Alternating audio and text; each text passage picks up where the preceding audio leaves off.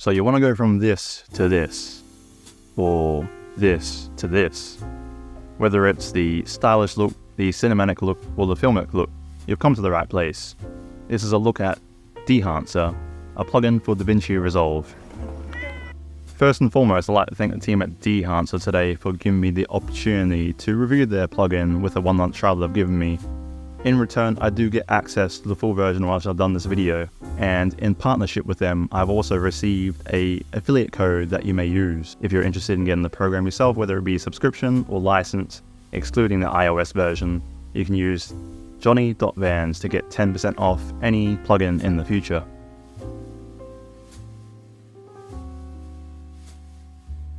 For a long time, I've been wanting to learn how to color grade, and even without this plugin, I have somewhat struggled to get the colors I want. But now, with a simple click of a button, you can get your foundation built straight away into your footage and work from there with the simplicity of drop-down boxes and sliders to fine-tune your settings to the way you want your footage to look. With Dehancer, with all the tools they provide, it's never been easier before to learn how to color grade and get that look you're after. With Dehancer, you currently get over 63 profiles of film looks. Now, I'm not sure if this will grow in the future, but I wouldn't be surprised. And even then, you have no shortage of different profiles to get that filmic look you're after, whether it be Portra, Cine Still, Kodak Gold, or one of the Fujifilm stocks. There are many choices that you can pick and work around with. I do believe, though, there's only a handful that I would personally use, but it's quite interesting to play around with each profile and see what look you can achieve.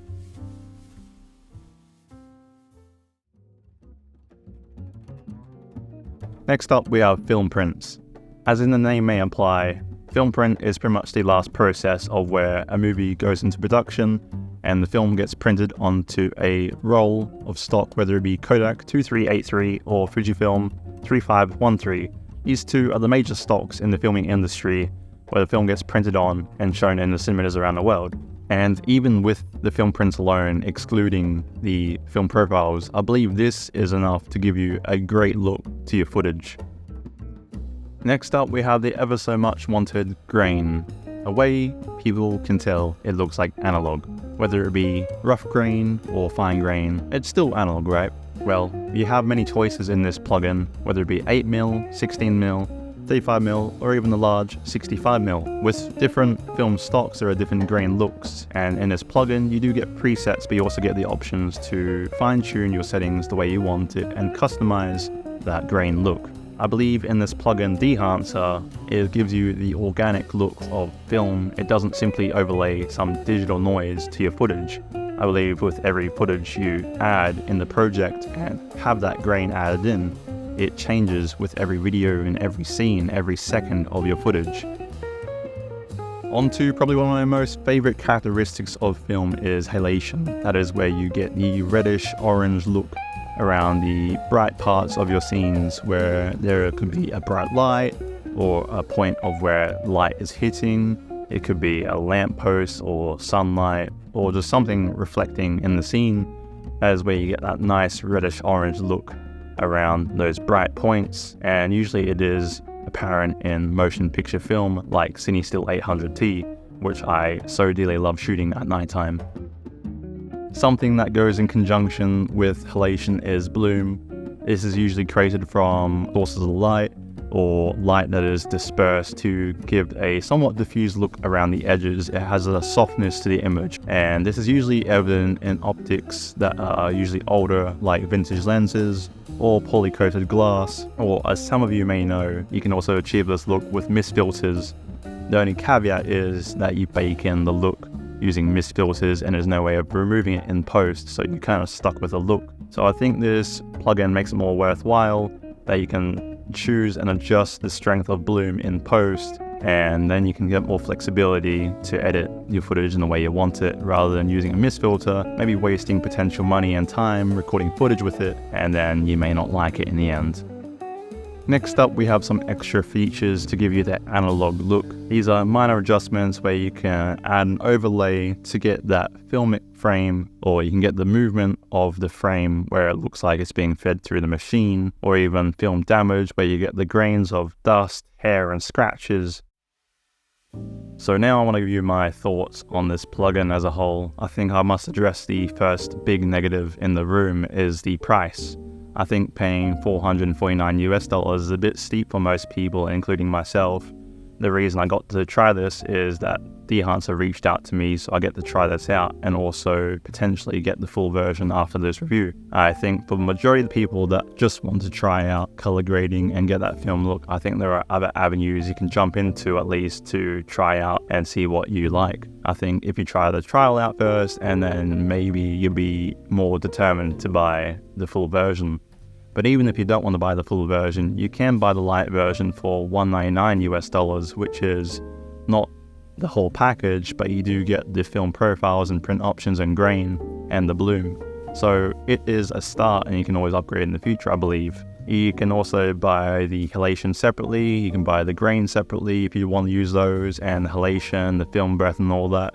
You can buy all those features separately, so if you don't want the full package of the pro version or even the light version, you can just buy individual features itself from the plugin. I think another negative that I've noticed was the performance of editing my videos. Once I started adding halation, bloom, and grain into my footage, I noticed the timeline lagged a lot, and that sometimes led to crashes and just me not being able to edit my footage properly due to the lag. So I think in the future, if somehow Dehancer could improve the compatibility of Apple Silicon systems, the M2 or the M1 or even M3 systems, if whatever you got from Apple, if they could improve those in the future, that would be much appreciated.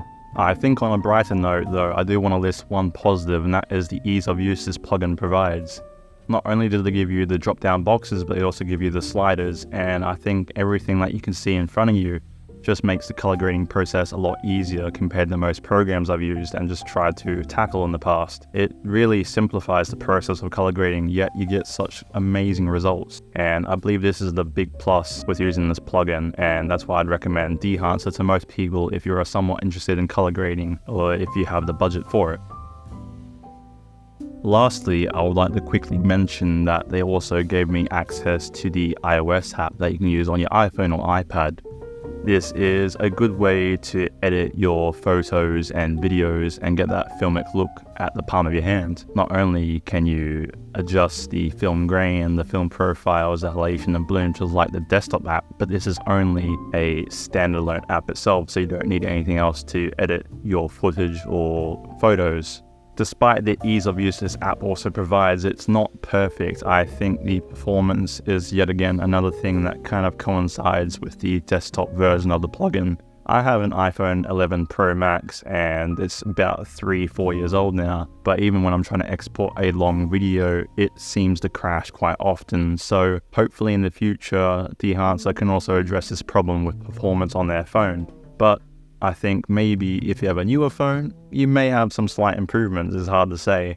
Regardless of the issues that the performance may provide on the phone version, I do believe you should try it out regardless, as I do give you a trial on the App Store. So if you don't have access to a computer like Davinci Resolve and have the plugin for Dehancer, for the people that only have an iPhone or iPad, be sure to try out the trial on Dehancer iOS and see what you like about it. And just a friendly reminder, you also do get 10% off with my code Johnny.Vans on the desktop versions of the plugins.